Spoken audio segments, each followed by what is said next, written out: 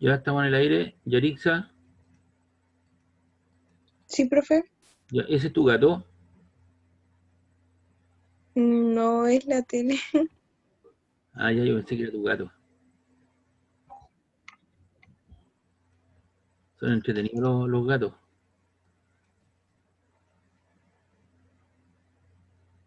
como mascota. Ya.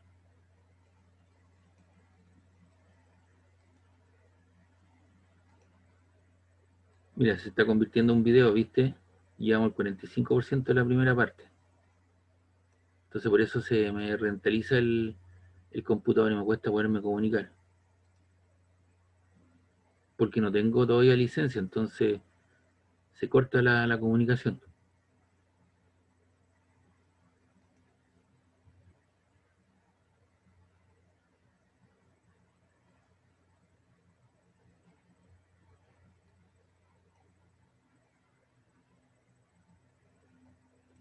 Ya. Estábamos en esto, ¿no? Chiquillas. Entonces multiplicaron 5,52 por 4 por 3,14 por eso al cubo y les dio, lo voy a hacer de nuevo, 1,552 por 4 por 3,14 por 6,37 exponente 6, cierro al cubo, y eso les quedó 1,792 por 10 elevado a 22, ¿o no? Sí, profe. Ya, ahora eso lo vamos a dividir por 3 exponente menos 3.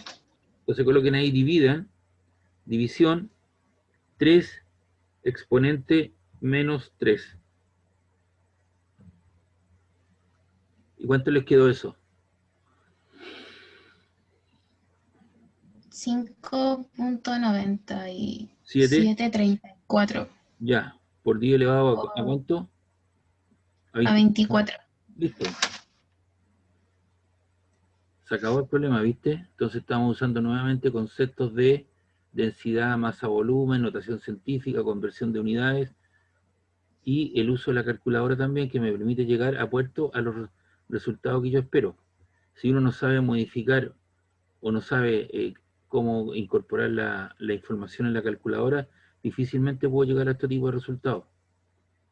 Por eso que le digo, le vuelvo a reiterar, en cada oportunidad que tengamos clase, tengan su calculadora a mano porque en la medida de lo posible les voy a ir enseñando otras cosas más. ¿Ya? ¿Preguntas, dudas del problema?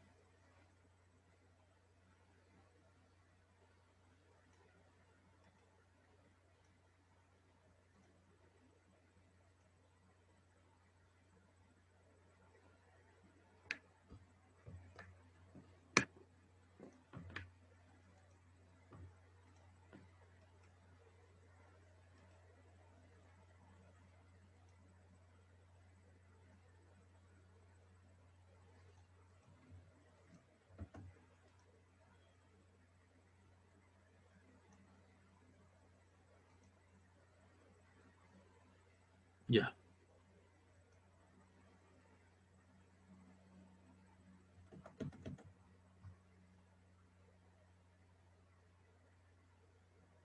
Oye, me di cuenta que solamente tengo programado 2 clases hasta las 10, así que yo necesito el correo de alguien de ustedes o el teléfono para mandarle, porque voy a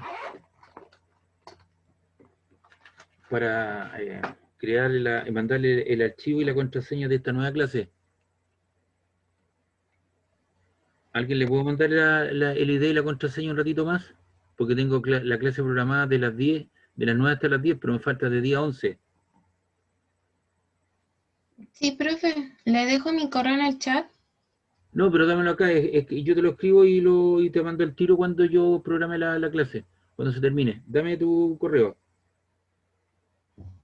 Ya, pero profe, le voy a deletrear mi nombre para que no le escriba mal. Ya, Y-O-S-E, Ya, sí, SE, si aquí lo veo, Jocelyn. sí, Jocelyn.labra Ya, Labra, @alumnos, con ese alumno, ¿cierto? upla.cl. sí, punto, A ver, alumnos, sí, punto, o sin punto. Sí, con punto. Ya, .upla.cl. Ya, entonces, cuando Sí, se acabe la segunda hora de día 11, yo programo una clase y les mando inmediatamente te mando la contraseña y el ID para que nos conectemos nuevamente. ¿Ya, por favor? ya, profe. Ya, vamos a trabajar, ya. Entonces aquí tenemos otro problema. Les doy puros problemas, chiquillos. Dice, un joven tiene tres amigos, Carlos, Patricio, Roberto, que viven a distancia de 8,7 millas, 2,8 leguas y 71 furlón, desde su casa respectivamente, usando la equivalencia, un furlón igual 40 rod, un rod igual a 5,5 yardas y 3 millas una legua, además de los que usted ya conoce, para determinar cuál de los amigos es el que vive más cerca y cuál es el que vive más lejos. Expresa el resultado de la distancia en el sistema internacional. Entonces yo le voy a pedir a alguna de ustedes, si puede hacerlo, averigüe ahí en su celular qué es lo que es un furlón y otra persona averigüe lo que es un rod, por favor. Y cuando lo averigüe, usted me lo expresa, ¿cierto? Para que todo el mundo se entere y ahí lo conversamos.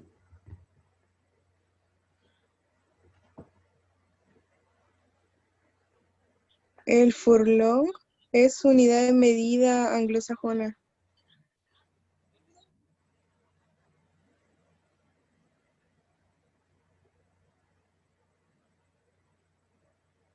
Ya, el furlón entonces es una unidad de medida del sistema anglosajón, ¿no?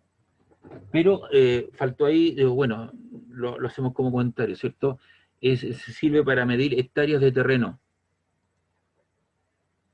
¿Alguien encontró lo que era un rod?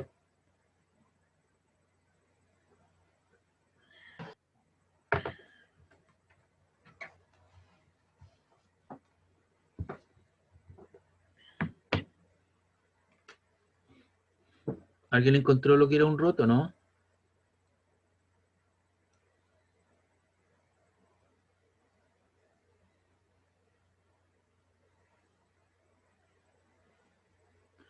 Bueno, el rod también es una unidad Profe, de... Dígame. pusieron en el chat que el rod es para la longitud de terreno, o sea, para medir terrenos. Claro, también se utiliza para medir hectáreas de terreno. Entonces, cuando yo tengo que realizar un problema, no solamente en física o en matemática, ¿cierto? O en otra unidad, o en otra especialidad, en otro ramo, tú tienes que leer, ¿cierto? El problema una, dos y tres veces y hacerte entender lo que es un furlón, porque si yo no sé lo que es un furlón o lo que es un rod, difícilmente puede hacer el problema, ¿me entiendes? Entonces uno tiene que averiguar y hacerse de parte. Entonces cuando uno tiene claridad, dice, esta es una unidad de medida que sirve para medir tantas cosas. ¿Ya? Las otras ya son más conocidas. Las yardas, ¿cierto? Las millas, las leguas, eso uno lo sabe. Entonces lo que uno tiene que hacer ahora es averiguar quién es el que vive más cerca o más lejos respecto al amigo y expresar las unidades de medida del sistema internacional. Es decir, todas estas unidades de medida las tengo que llevar a metros. Entonces vamos a echar mano a la información que yo entregué en algún momento, que es las magnitudes físicas que ya está en el aula, ¿cierto? Porque yo subí todo este material, ustedes lo deben tener. Entonces ahí vamos a averiguar las unidades de longitud, las conversiones.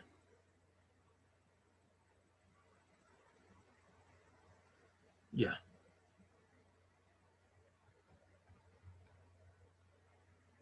Y aquí está, ¿ves? Como ya lo hice con el otro paralelo, por eso lo está aquí con amarillo, una milla terrestre equivale a 1609 metros. Entonces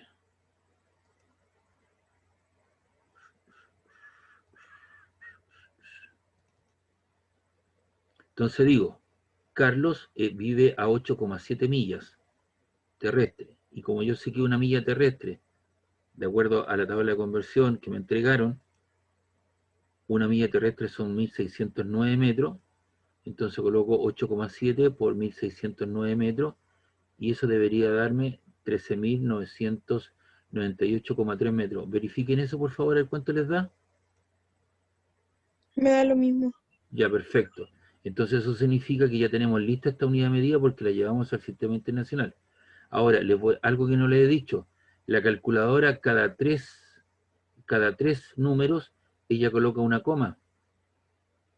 Ya es para ir separando las unidades por 3, ¿de acuerdo? Pero lo que interesa es el punto, 13.998,3. ¿Ya? El punto el que me interesa, la coma, es para representar la separación cada 3 unidades. Bien, luego dice, estamos listos con esa conversión, luego tendré que comparar. Ahí, estamos listos con eso, no hay nada más que hacer. Luego vamos a ver, Pedro, ¿cierto? Vive a 2,8 leguas. Entonces, esas 2,8 leguas las tengo que llevar a metros. Entonces el ejercicio me dice, hay una conversión, ¿ves? Me dicen que a 3 millas le corresponde una legua. A 3 millas le corresponde una legua. Ahí está la conversión, ¿ves? A 2,8 leguas le corresponderán X millas. Hago una regla de 3 simple. Y eso normalmente se hace en química, ¿cierto? Las relaciones para las cantidades estigrométricas, cuando uno tiene que hacer las relaciones, los mol con los gramos, kilogramos, etcétera, etcétera.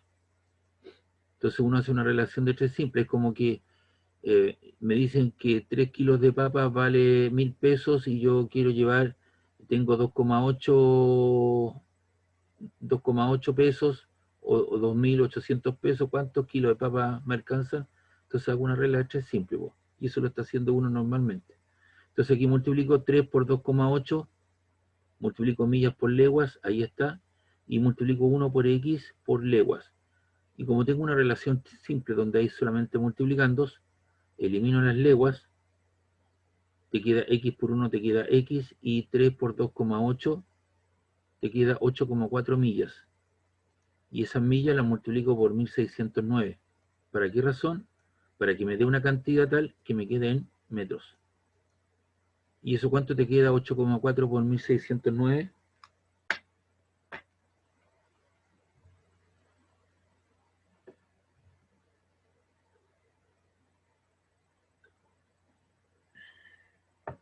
$13.515,6. Ya, entonces aquí establezco y coloco el valor, ¿te das cuenta?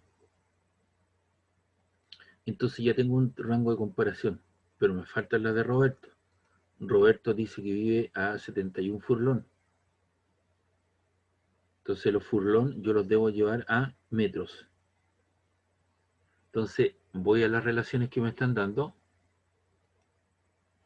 No, eso no.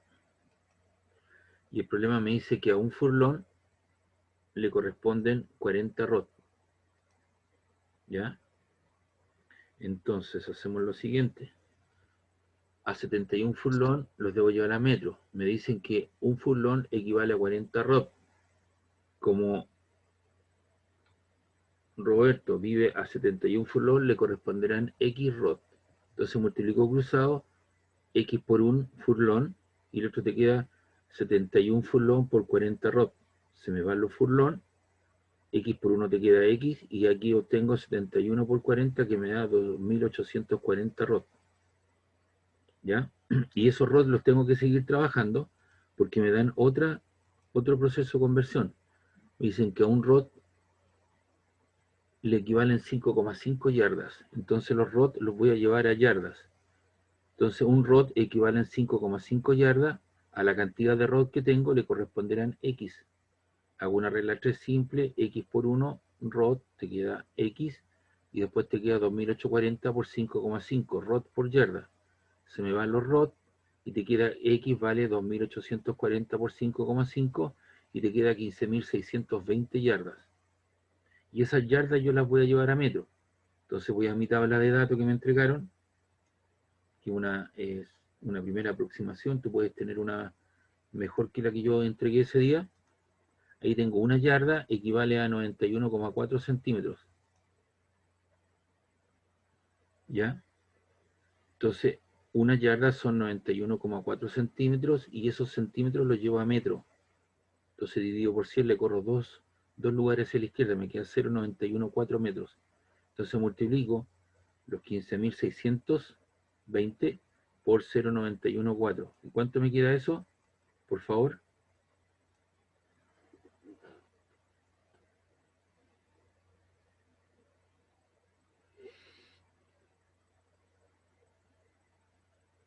¿Cuánto queda eso?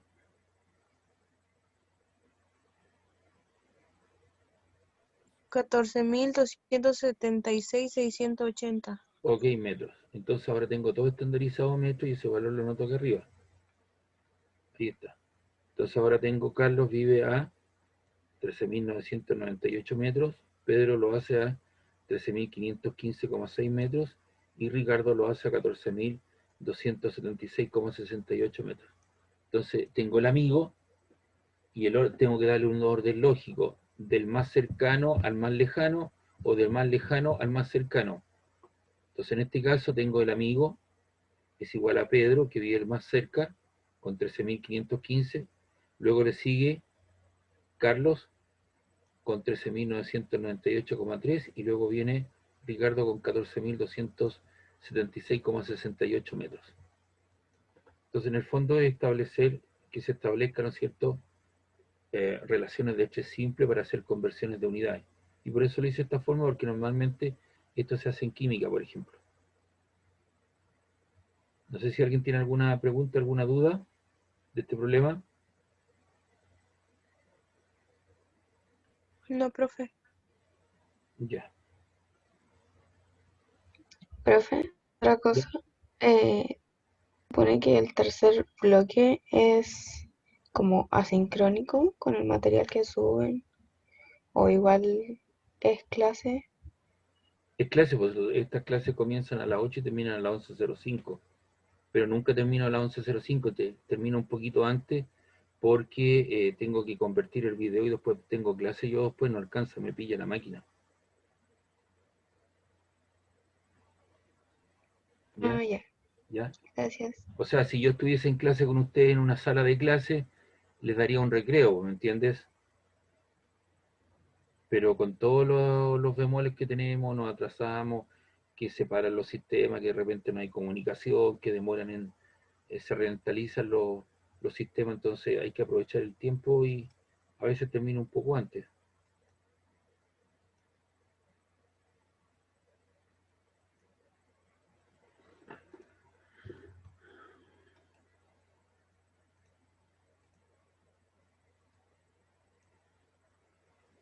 Ya, entonces con esto terminamos esta unidad que tiene que ver con conversión de unidades.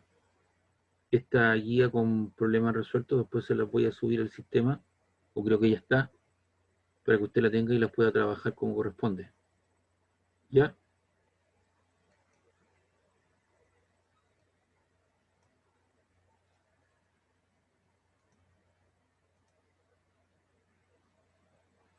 Miren, recién se convirtió el video de la primera parte, recién, entonces tengo que hacerlo esto al tiro, si no después se me olvida.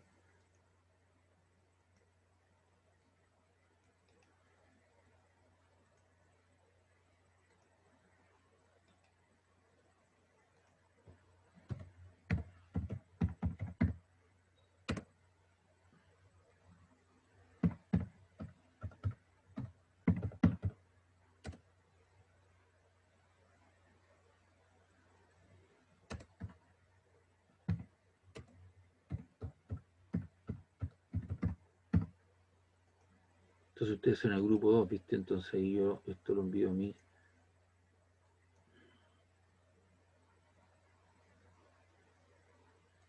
Listo.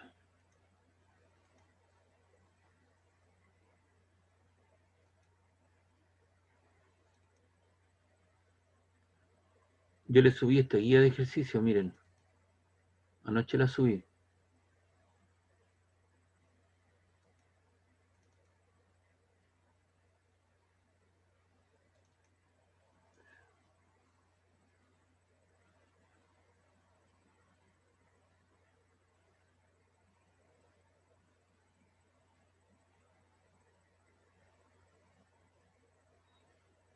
Esta guía de ejercicio le subí ayer para después vamos a hacer estos problemas de aplicación.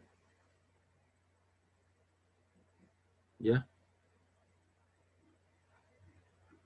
Ella está en el aula virtual. Entonces hoy día vamos a comenzar a ver lo que son los vectores. Ah,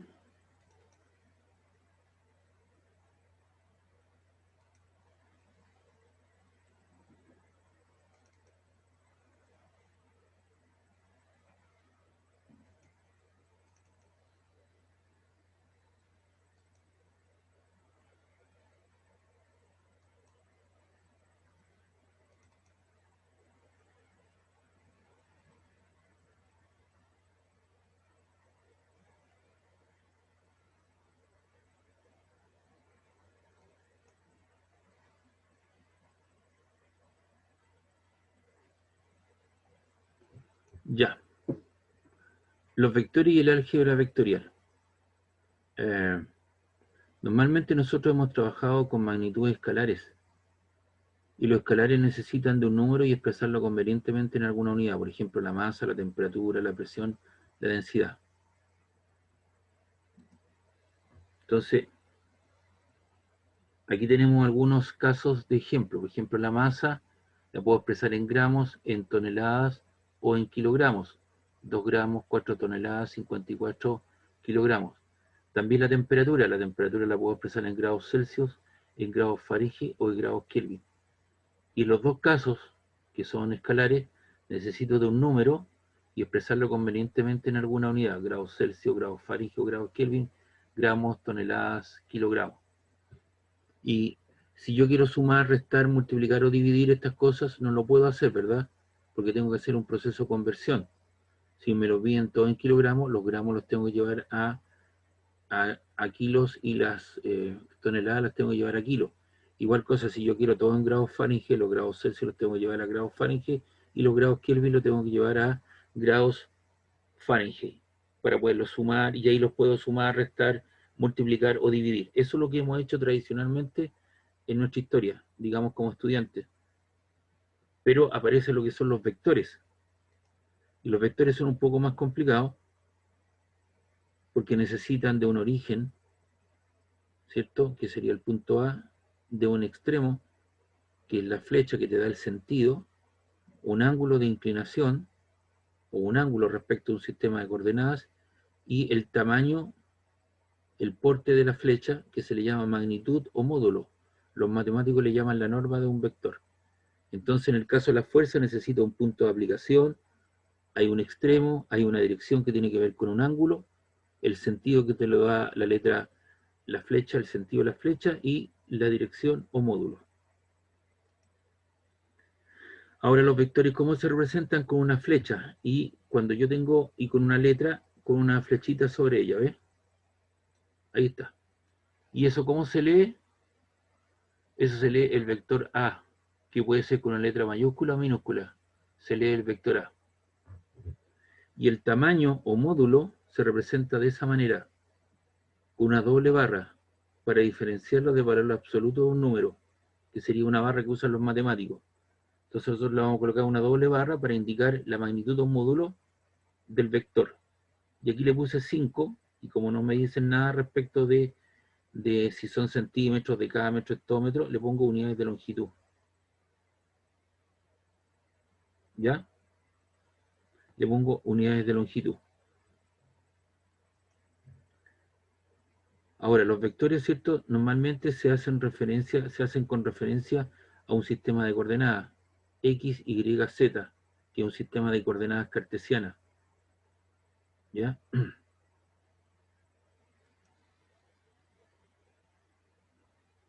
Y aparecen algunos vectores que son los vectores unitarios.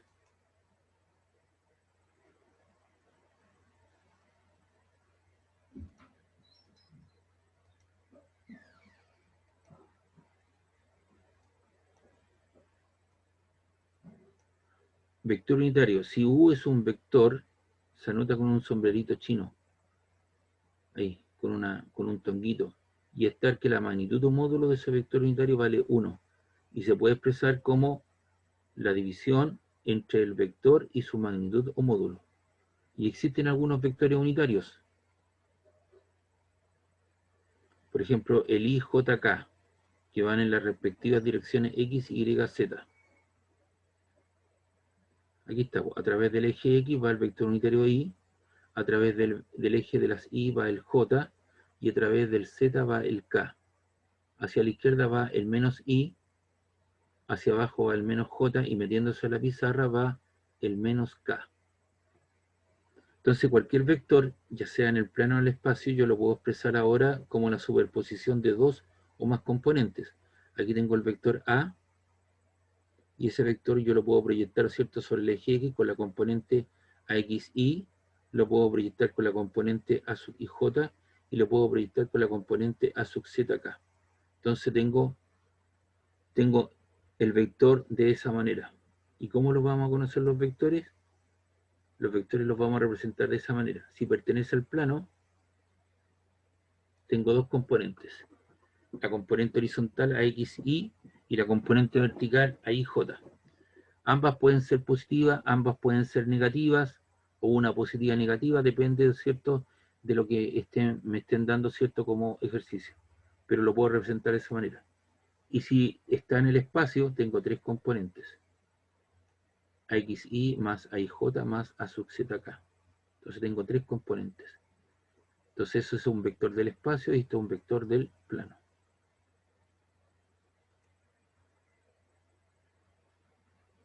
¿Cómo yo puedo sumar los vectores? Los vectores se pueden operacionalizar. Entonces hay dos formas de poder sumar los vectores. El primero es la regla del paralelogramo. Entonces lo que se hace, yo tengo un vector A que me dan con su correspondiente magnitud, dirección y sentido, y un vector B con su magnitud, dirección y sentido. Entonces lo que hago, tomo el vector A y lo traslado ahí, en forma paralela al original. Mantengo su magnitud, su dirección y sentido, y luego tomo el B y también lo traslado hacia allá. Mantengo su magnitud, su dirección y sentido. Y trazo un vector desde el centro de los dos vectores al punto de intersección de los vectores, y ese sería el vector C. Y ese vector C sería la resultante, o la diagonal. De tal manera que A más B es lo mismo que B más A. Porque si tú tienes B más A, te da también como resultado el C vector. Entonces puedo decir que la suma de vectores conmutativa. A más B es lo mismo que B más A. El otro método que frecuentemente se usa en física es tomar el vector original, A con su magnitud, dirección y sentido, y a continuación yo tomo y traslado el vector B. Mantengo su magnitud, su dirección original. Tengo el vector A y tengo el vector B. Y el vector C es aquel vector que sale del centro del sistema de coordenadas y va al punto de intersección del último vector. De tal manera que el vector C es la suma de los dos vectores.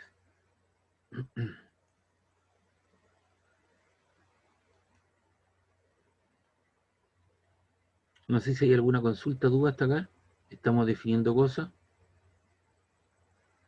Encontramos la diferencia entre los vectores y los escalares. Vamos a trabajar con vectores. Utilizaremos un sistema de coordenadas cartesianas. Está la existencia de los vectores unitarios cuya magnitud o módulo vale 1. Y ahí aparecen tres representantes de los ejes, como ese es el I unitario, el J y el K unitario. También hemos aprendido cómo sumar los vectores de acuerdo a la regla del paralelogramo o el otro método que frecuentemente se utiliza en física.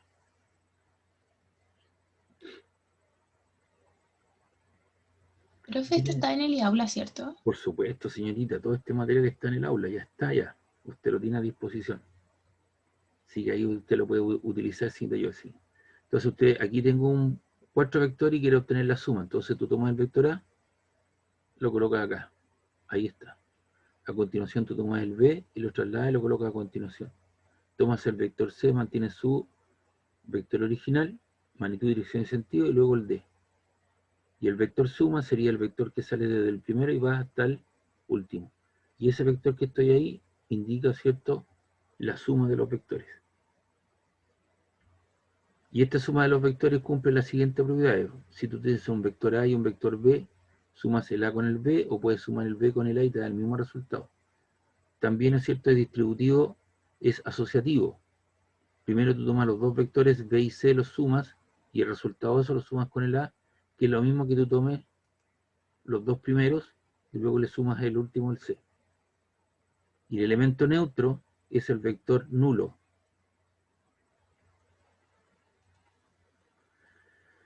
Este es el vector nulo, el cero vector, que tiene 0 componentes I, 0 componentes J y 0 componentes K.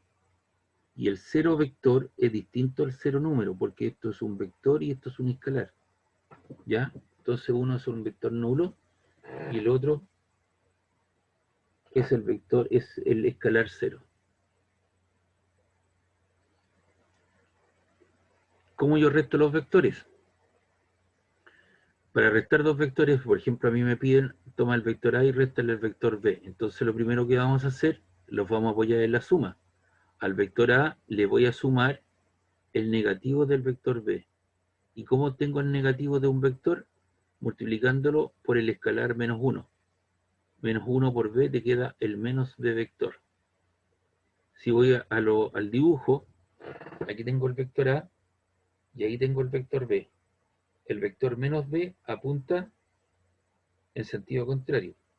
El porte de esa flecha del b es el mismo porte del menos b. La dirección es la misma, pero el sentido cambia. Entonces lo que hace un negativo de un vector cambia de sentido. Ahora, si yo uso la regla del paralelogramo, ese es el vector original A, este es el B, traslado el A y luego traslado el B. Y ahí estaría el vector diferencia A menos B vector. Entonces, como yo tengo el negativo de un vector, multiplicando por el escalar menos 1. ¿Y qué hace ese escalar? Lo cambia de sentido, mantiene su magnitud y su dirección. Profe, Dígame. hay una pregunta en el chat. Dice, profe, ¿cuál era la diferencia entre sentido y dirección de un vector? Esta es la dirección, por sentido te lo da la flecha. Este tiene un sentido opuesto al anterior, ¿te das cuenta? Pero la dirección es la misma, ¿no? Tienen los mismos grados de inclinación, pero esto te lo da la flecha. Este tiene un sentido positivo y este tiene un sentido negativo. Viene en contrario. ¿Ya?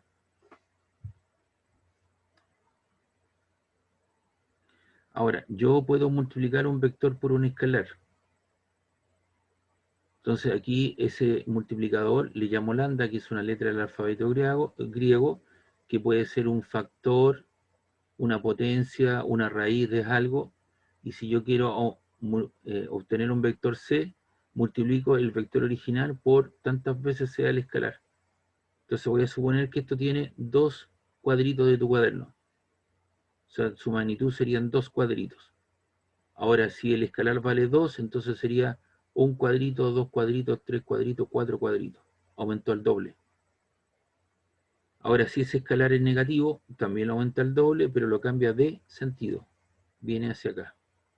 Y ese es el sentido. Menos 2 por A, y este sería 2 por A. Eso es lo que hace cuando tú vas a una fotocopiadora y quieres amplificar, por ejemplo, pasar de una fotocopia tamaño carta a una tamaño oficio. Entonces tú lo que haces, la señorita pone ahí, ellos ya saben porque lo han probado, y aprietan el botón varias veces. Entonces amplifican el eje horizontal y el eje vertical de la impresora de tal manera que te aumentan en una proporción tal que te cae en una hoja tamaño oficio. Ahora, si tú lo quieres reducir, hacen el proceso contrario.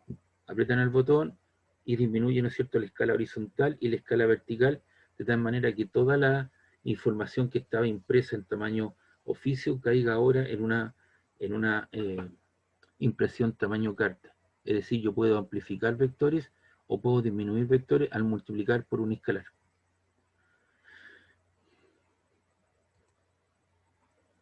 De las 4 operatorias básicas, los vectores se pueden sumar, se pueden restar y se pueden multiplicar. Ya voy a ver la multiplicación.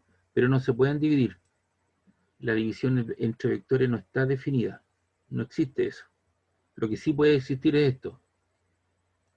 El vector A dividido por B, donde B puede ser un escalar, un número, una raíz, una potencia, etcétera, etcétera.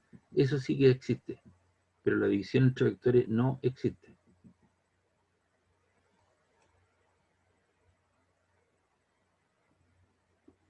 Esto que está aquí es lo más importante, porque te permite descomponer los vectores o encontrar las componentes de un vector. Primero lo vamos a hacer para 2 dimensiones.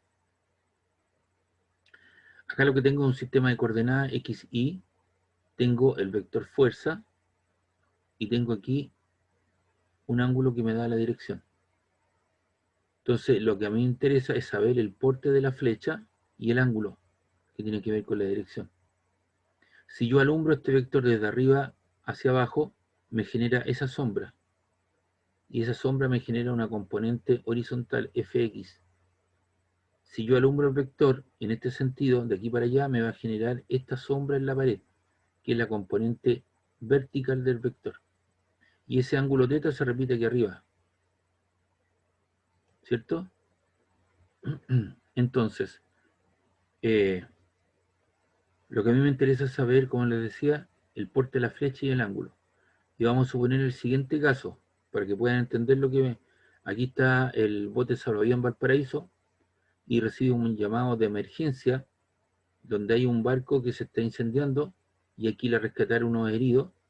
Entonces la información que llega me dice, mire que lo encontramos a 40 millas y se corta la comunicación. Entonces cuando te dicen 40 millas, tú generas un radio vector de 40 millas en cualquier sentido. ¿Hacia dónde salgo? Salgo para allá, con un ángulo hacia allá, hacia acá. Tengo múltiples posibilidades. En cambio, si a mí me dicen, mire, estamos a 40 millas haciendo un ángulo de 30 grados al norte del este, entonces yo hago mi planificación para salir en esa ruta, haciendo un ángulo de 40 grados al norte del este, la cantidad de benzina que debo llevar, cierto combustible, para ir y volver en el tiempo más temprano posible para poder sacar el mayor número de vidas. Entonces necesariamente yo necesito saber el tamaño de la flecha y su ángulo o su dirección. Si este ángulo vale 30 grados, el complemento vale 60. Los 30 más los 60 te queda un ángulo, ¿cierto?, de 90 grados. Entonces lo que voy a mostrar acá, por favor, es solamente una demostración, no se los voy a pedir en clase, pero sí tienen que entender de dónde se obtiene la información. Entonces, en este triángulo que está aquí, que estoy denotando, o que estoy mostrando, tengo la hipotenusa, tengo el cateto adyacente al ángulo θ y tengo el cateto opuesto. ¿Y cómo se define la función coseno? La función coseno del ángulo θ es la componente horizontal partido por la hipotenusa, fx partido por f. Y ahí está, fx vale f por coseno alfa. Paso al otro lado multiplicando. Y a esa ecuación le llamo al 1. 1. De igual manera, seno de alfa, porque ese ángulo se repite acá, seno de alfa es cateto opuesto, fi, partido por la hipotenusa que es f. Y de ahí despejo fi. Y fi te queda f por el seno del ángulo en cuestión, que es la ecuación 2. Entonces lo que hago, voy a elevar al cuadrado ambas expresiones. Elevo al cuadrado la primera expresión y elevo al cuadrado la segunda expresión. Fx cuadrado, f cuadrado, coseno cuadrado θ. El otro también te queda fi cuadrado, es f cuadrado, seno cuadrado θ, y las voy a sumar. Y al sumar te queda f cuadrado, coseno cuadrado θ, más f cuadrado, seno cuadrado θ, y el otro lado te queda fx cuadrado más fi cuadrado. Y aquí factorizo por f cuadrado. Factor de coseno cuadrado θ más seno cuadrado θ es igual a fx cuadrado más fi cuadrado. Y recuerden que coseno cuadrado de θ, o de alfa, más seno cuadrado de θ, ¿cierto?, vale 1. Así que toda esa expresión vale 1. Así que te queda f cuadrado. Es igual a las componentes de él al cuadrado. Y de ahí extraigo raíz y te queda esa expresión. Y esa expresión me permite calcular la magnitud, ¿cierto?, que sería el tamaño de esa flecha. Que en el fondo viene siendo fx cuadrado más fi al cuadrado, te queda f cuadrado. Pitágoras. Entonces esa expresión te permite calcular la magnitud de f. Ahora, si yo quiero saber el ángulo, voy a dividir la ecuación 2 partido por la ecuación 1. Divido la ecuación 2 por la 1 y te queda f seno θ partido por f coseno θ, y al otro lado te queda fi partido por fx. Se me da la fuerza f y te queda seno partido por coseno. ¿Y seno partido por coseno cuánto vale? Seno partido por coseno, ¿qué es lo que es? Es tangente, ¿no? De fi partido por fx.